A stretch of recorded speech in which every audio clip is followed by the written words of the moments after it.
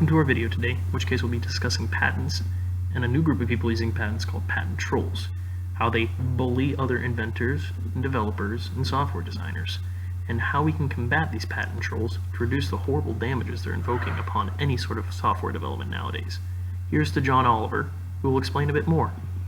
Patents. They're basically legally binding dibs, and they're important. If you invent something in America and you get it approved by the Patent and Trademark Office, the rights to that idea then belong to you. They're absolutely essential. Legally binding dibs is a great way to explain what a patent is in simple and layman-like terms. But in reality, a patent's just nothing more than a legalized monopoly, short-term, upon an invention or innovation. In today's day and age, there's a huge flood of patents involving software since the advent of computers. Now, if you were to take a look at many of these patents that are being submitted, you can see that in reality they're very vague in their description of what they actually accomplish. Unlike this bicycle patent depicted here, which has to be very precise in its measurements, how the mechanisms and gears work together, and all that fun jazz, a software patent doesn't need to be anywhere nearly as specific. In fact, as long as a software patent generally talks about what the software accomplishes, more likely than not, the patent's going to be awarded, which insinuates a lot of difficulties when you think about it. The problem is, the patent system has increasingly been prone to abuse. For instance, a few years ago, a man named Austin Meyer made a popular flight simulator app and then one day received a frightening letter. It said that a company called Unilock was filing suit against me. The company is suing Meyer for patent infringement. According to the lawsuits, Unilock says it owns the idea of a computer program checking a central server for authorization. It is the technology upon which all Android apps are based. All Android apps? That I know of. Everyone I know of.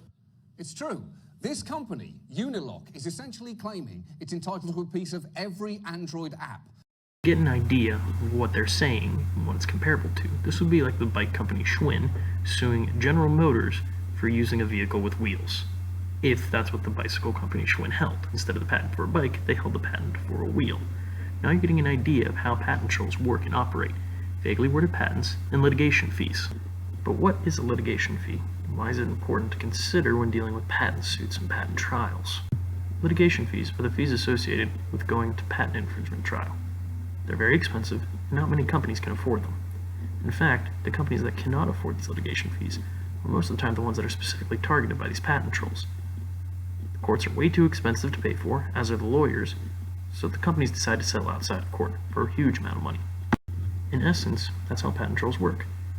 They hold vaguely worded software patents, and they threaten to sue any small-time company that cannot afford the huge litigation fees of patent court. They threaten to take you to court, or you can pay them a much smaller fee.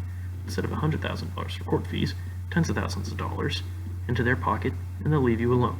Patent trolls cost defendant firms $29 billion per year in direct out-of-pocket costs. In aggregate, patent litigation destroys over $60 billion in firm wealth each year, with the average patent suit today costing around $21 million. Patent trolls target companies that sell less than $100 million per year, meaning that the court cost would literally cost 1/5 their entire yearly income.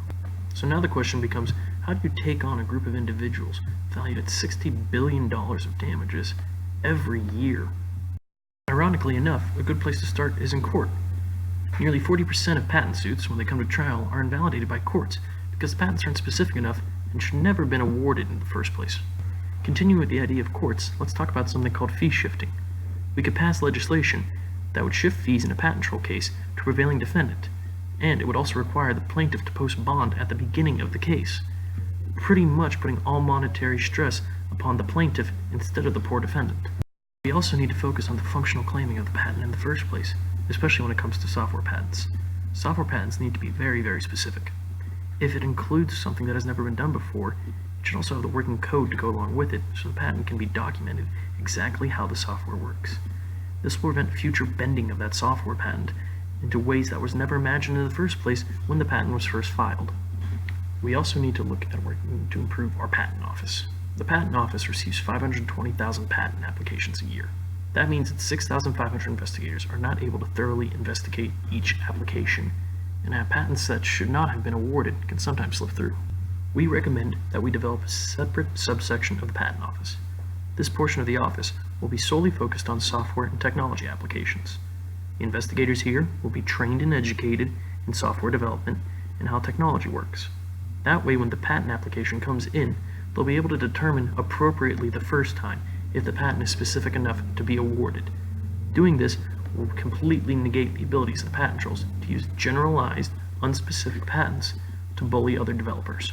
Hopefully, with all these steps combined, it'll be a lot easier for software developers to work together to come up with the T-1000 Terminator series of robot, and eventually allow for Skynet to take over the world. Thank you for joining us today. Make sure you tune in with Fine Time Productions next week, as we do our best to prove string theory and quantum entanglement and pretty much solve all the mysteries of life.